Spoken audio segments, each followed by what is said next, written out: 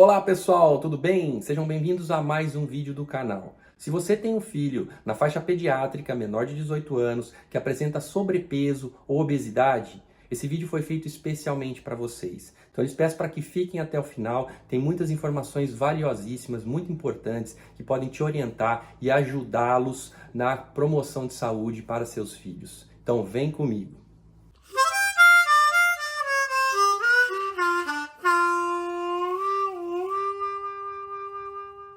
Para vocês que não me conhecem, eu sou o Dr. Mário Toscano Filho, sou médico do Instituto de Endocrinologia de Toledo, no Paraná, e criador deste canal que tem como missão promover saúde para todas as idades. Aqui eu abordo temas relacionados ao tratamento da obesidade, do diabetes, das doenças da tireoide, do colesterol, do metabolismo ósseo e das mais diversas disfunções metabólicas e hormonais, doenças que acometem todas as idades. Então eu lhes peço para que se inscrevam no canal e ativem as notificações para ficarem sabendo dos vídeos que são publicados aqui semanalmente. Muito conteúdo muito rico, informativo, no intuito de realmente trazer informações de qualidade e atingir o maior número de pessoas. Para vocês que já acompanham meu trabalho há algum tempo, eu agradeço muito pela audiência, por todo o prestígio, todo o engajamento. O canal está crescendo muito graças a vocês. Então, eu lhes peço para que já curtam o vídeo, não deixem para o final, que esse vídeo está importantíssimo, pessoal. A obesidade infantil afeta 3,1 milhões de crianças menores de 10 anos de idade no Brasil. O Ministério da Saúde alerta sobre a importância de hábitos saudáveis e alimentação balanceada desde cedo para prevenir doenças metabólicas, principalmente hipertensão e diabetes, certo? E aumento do colesterol, dentre outras. Né? A estimativa é que 6,4 milhões de crianças têm um excesso de peso no Brasil e 3,1 milhões já evoluíram para a obesidade. Esses dados são de 2019. A doença afeta 13% das crianças entre 5 e 9 anos de idade, acompanhadas pelo Sistema Único de Saúde. Nessa faixa etária, 28% das crianças apresentam excesso de peso. Sinal de alerta para obesidade na vida adulta. Entre os menores de 5 anos de idade, o índice de sobrepeso é de 15% e 7% já apresentam obesidade. São números extremamente alarmantes e que demandam muito cautela e muito cuidado na condução dessas crianças. Ok? Então é preciso entender todo o contexto em que as crianças estão inseridas, o contexto familiar, o contexto escolar, o contexto social, porque muito dessa obesidade instalada desde a infância já começa no período da gestação da mãe.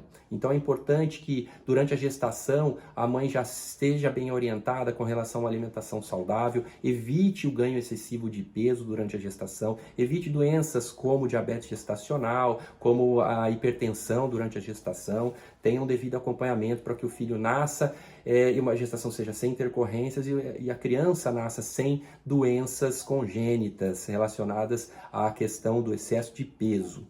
É importante também muito cuidado com o aleitamento materno. O aleitamento ele deve ser exclusivo até os 6 meses de idade. E a partir dos 6 meses de idade, iniciar a introdução alimentar com orientação pediátrica de alimentos balanceados, evitando assim a introdução precoce de alimentos industrializados e ultraprocessados. Com o desenvolvimento, deve-se orientar muito com relação à educação alimentar, à prática regular de atividades físicas, a um acompanhamento multidisciplinar. Principalmente após a pandemia, né, em que houve uma mudança comportamental, né, muitas atividades feitas em casa, né, de forma remota, isso acabou aumentando e agravando esses números com relação ao ganho de peso durante esse período e que vem se refletindo atualmente, né, nos dias de hoje, pós-pandemia, pós toda aquela situação de quarentena, isolamento, agora já as atividades já voltaram ao normal, porém muitas das crianças ganharam muito peso nesse período. Com relação ao tratamento, pessoal, é multidisciplinar. Inicialmente deve-se optar por tratamentos conservadores com relação à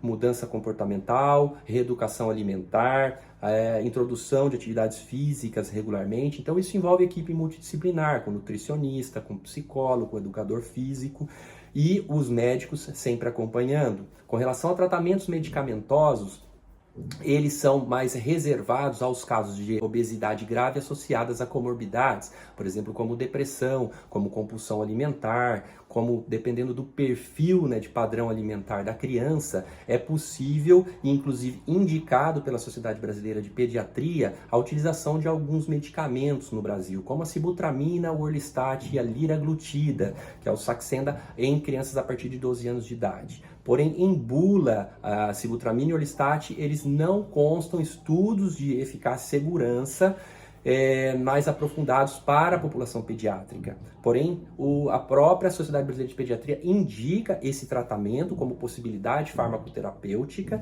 porém com muita cautela e realmente sendo reservado a esses casos de obesidade mais graves. Então, o tratamento não pode ser instituído de forma igual para todas as crianças que apresentam excesso de peso. Tá certo? Outras medicações, como por exemplo, alguns antidepressivos, como a bupropiona, também tem a utilização da lisdexanfetamina, que é o Venvance, por exemplo, que são utilizados para alguns casos específicos, como transtorno do déficit de atenção e hiperatividade, como a questão da depressão, podem ser utilizados de forma off-label, ou seja, fora de bula, e alguns casos reservados também no auxílio do tratamento dessas crianças. Mas, principalmente, pessoal, deve-se lançar a mão de mudanças comportamentais. E isso passa principalmente pelo contexto familiar. Porque também é muito fácil, às vezes, os pais levam os filhos no consultório para um acompanhamento da obesidade, em que nós avaliamos toda a questão histórico-clínico da criança, são realizados exames laboratoriais para avaliar se tem alguma disfunção metabólica. Então, doenças de base têm que ser tratadas, como um hipotireoidismo, que pode gerar um ganho de peso, como doenças relacionadas ao hipercortisolismo, outras doenças metabólicas também podem ser envolvidas, o aumento do colesterol, enfim, é preciso tratar essas doenças, o diabetes tipo 1, mas também já está vendo muitos casos de aumento de diabetes tipo 2 no público infantil, situações que eram observadas somente no público adulto sedentário, né, o diabetes tipo 2, uma instalação lenta e gradual, mas devido a essa questão da obesidade infantil, está aumentando muito o número de casos de diabetes tipo 2 na infância.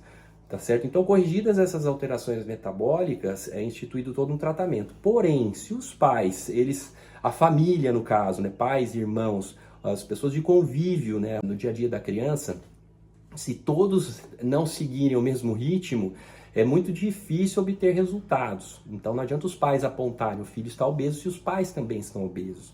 Então é uma questão de mudança comportamental no contexto familiar, tá certo? E isso tem que se estender ao contexto escolar e ao contexto social, porque a gente sabe que existe muita influência da questão alimentar, né, em diferentes meios. E hoje é muito fácil a comida industrializada, que é muito mais palatável, fast food, as comidas com excesso de gorduras, de carboidratos, de açúcares, e isso realmente, se a criança não tiver uma consciência e uma educação alimentar desde cedo e que comece dentro de casa, é muito difícil você fazer uma mudança comportamental de uma hora para outra, tá ok? Esse vídeo é muito importante, eu lhes peço muito para que vocês ajudem a compartilhar nas suas redes sociais, nos seus grupos de WhatsApp, curtam o vídeo, aqueles que não são inscritos no canal, inscrevam-se no canal, ajuda muito a fortalecer esse projeto.